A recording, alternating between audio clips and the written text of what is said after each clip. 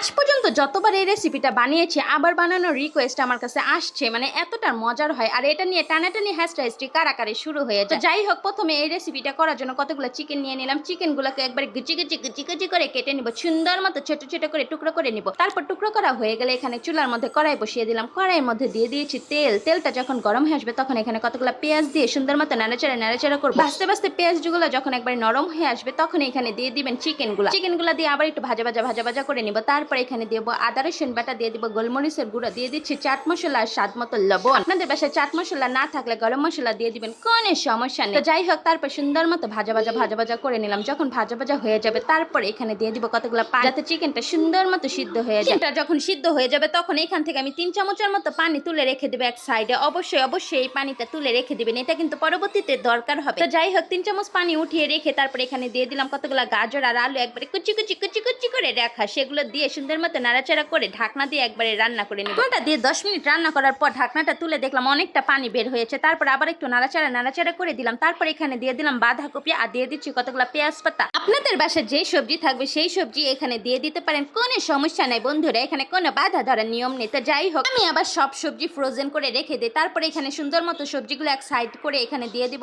আটা, দিয়ে দিচ্ছি এখানে ঘি।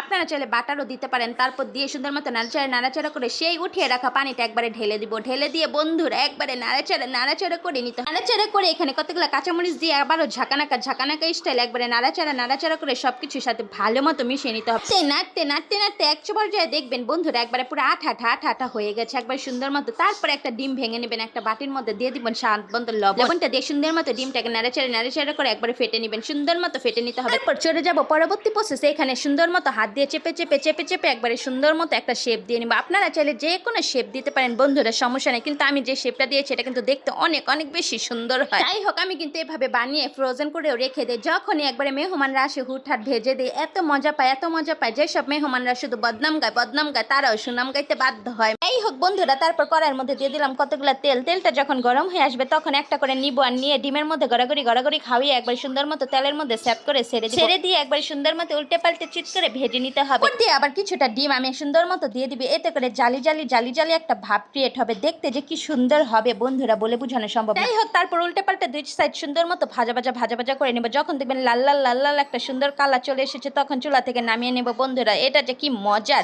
দেখেছেন এটা লুকটা কি সুন্দর এসেছে। এটা যে প্রথম দেখবে সে দেখা মাত্রই প্রেমে পড়ে যাবে। খাওয়া তো দূরের কথা, খাওয়ার পরে তো আরো ফিদা হয়ে যাবে। তো যাই হোক বন্ধুরা, সবগুলো সুন্দর মতো নামিয়ে নিলাম। আপনারা চাইলে কিন্তু বাচ্চাদের টিফিনেও বিকেলের নাস্তা এটা দিতে পারেন, বাচ্চারা খুবই খুবই বেশি পছন্দ করবে।